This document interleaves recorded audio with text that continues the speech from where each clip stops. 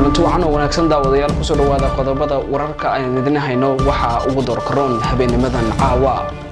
shirkii magaalada Dhuusamareeb oo qodobo laga soo saari laayahay baarlamaanka Puntland oo iyaguna kala fadhigoodii 46 arrimaha xasaasiya uga hadlay madaxweynaha maamul goboleedka Soomaaliyeed Axmed Islaan Axmed Madoobe ayaa magaalada Dhuusamareeb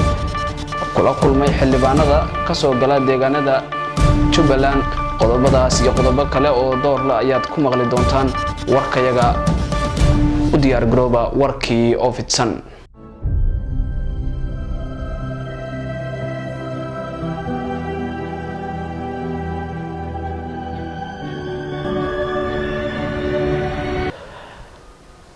madaxda dawladda federaalka Soomaaliya iyo madaxda maamul goboleedyada dalka oo maalinkii afraad ku sugan magaalada Dhuusamareeb ee xarunta maamul goboleedka Galmudug ayaa wali isku marila arrimo ay ka mid yihiin doorasho noocay ayaa dalkani ka dhacaysa dabayaaqada 2021 madaxweyne Maxamed Cabdullaahi Maxamed Farmaajo ayaa waxa la sheegay inuu ku adkeysanayo in dalkan uu gaarsiiyo hanaanka doorashada hal qof iyo hal cod balse madaxda maamul goboleedyada dalka oo iyaguna ku adkeysanaya in dalkani xilliga haatan la joogo aysan ka dhici karin doorasho qof iyo cod ah ayna xukuumadda u sii diyaar garoobin waxa la filayaa saacadaha soo socda in madaxda maamul goboleedyada iyo dawladda federaalka ee halkaas ku shirsan inay soo saaraan warmurtiyeed ku saabsan kulankooda 28 saac ee la soo dhaafay oo ka socday magaalada Dhuusamareeb baarlamaanka Puntland oo ku guda jira kal fadhigoodii 46aad kulankiisa 23aad ayay waxay dood galiyeen burcadbadeeda Soomaaliyeed ee ku xiran deegaanada Puntland iyo qaabkii loogu qareemi lahaa xildhibaan Axmed Xariir Gaas Guutaalo oo ka tirsan baarlamaanka Puntland ayaa waxa uu sheegay in 8 ka tirsan burcadbadeedaasi la soo qabtay ee ku xiran xabsiyada Puntland sifa aan sharciga waafaqsaneyn lagu sii daayay baarlamaanka ayaa waxa ay isku waafaqeen in loo yeero xeelararinta Puntland si wax looga weydiiyo maxaabiistaasi burcadbadeednimada ku eedeysan ee ku xiran deegaanada Puntland maxaabiista aan 49 ayay dhamaayeen markii Seychelles laga keenay sanadihii waxa la qabtay 2012 12 iyo 13 la iskuma hayo in maxaabiistaan ay yihiin dambiilayaal laakiin midda meesha ku jirta waxa weeyaan maxaabiistii 49 ka ahayd oo halka mar la soo xiray ma helin cadaalad ma helin sidaan xogta ku hayno hadda waxa xabsiga ku jira sida la sheegay warar aan la xaqiijin oo deegaano ku loo moolan laakiin wararka la hubinayo waxa weeyaan in 26 ay ku jiraan xabsiga waxaa la sheegay in arrimo siyaasadeed lagu sii daayay 8 maxaabiista kamida sidoo kale 13 maxaabiis oo maxaabiista ku jira ayaa sifo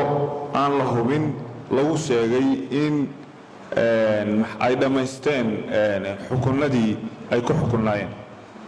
arrintaasi waxay muujinaysaa xogaha aan helayno in cadaalad darro weyn ay ka dhacday xukuumadihii inaga horeeyay xukuumaddan madaxweynaha hadda Siciid xukuumadii ka horeeyay Cabdiweli Gaas iyo Dr. Faloole inay sii daayeen maxaabiis xubno firfircoon ayaana ka shaqeeyay arrintaasi waxa hadda hadii si dhab loo eego xarumii waaweynaa ee burcadbadeedka ragii laga soo qabtay magaalada ay wareegayaan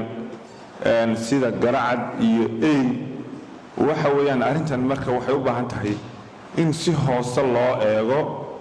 oo maartay guddi loo saaro xeeladaha sida xildhibaano sheegeen loo yeero farba ku godan lama diidana inay nimankani ay yihiin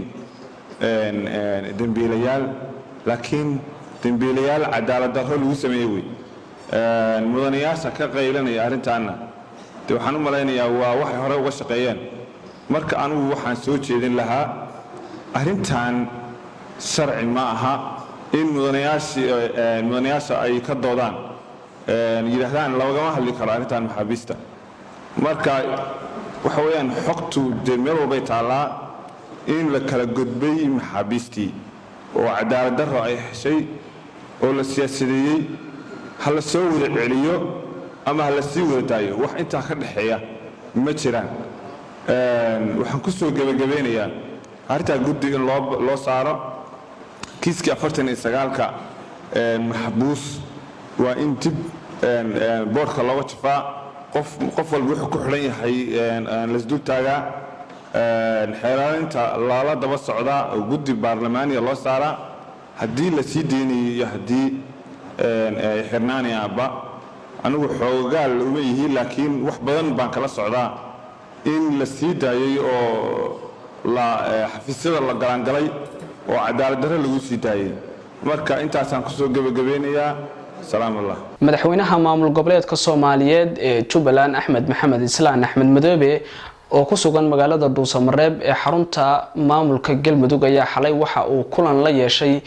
xildhibaanada labada gole ee aqalka sare iyo aqalka hoose ee dowladda federaalka Soomaaliya kuma tala deegaanada Jubbaland. Axmed Madoobe ayaa xildhibaanadaasi ku casumay magaalada Kismaayo si ay uga arrinsadaan mowqifkooda ama arrinta la xiriirta doorashooyinka soo socda. kadib markay soo baxayeen warar la xiriira in dowladda Soomaaliya 2,000 oo askari oo ka tirsan ciidanka qaranka Soomaaliyeed loo diri doono dalkaasi Liibiya ayaa wasaaradda arrimaha dibadda Soomaaliya uu hogaamiyo wasiir Axmed Ciise Cawad waxa uu sheegay in ciidamada Soomaaliyeed aysan ahayn kuwa calooshoodu shaqaystayaal ah loona diri doonin dalkaasi qalalaasaha uu ka jiro ee Liibiya. hadalka wasiir Cawad ayaa imaanaya xilli